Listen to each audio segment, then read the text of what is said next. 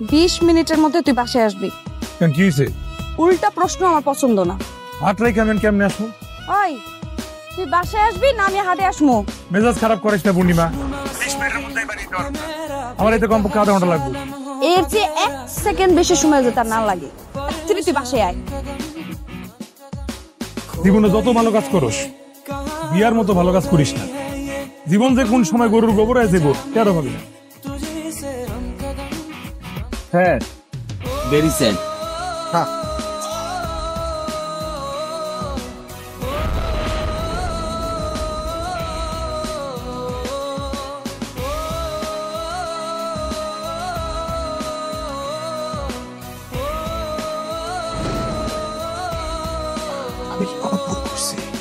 সেইটা তোর বউরে জিজ্ঞেস কর।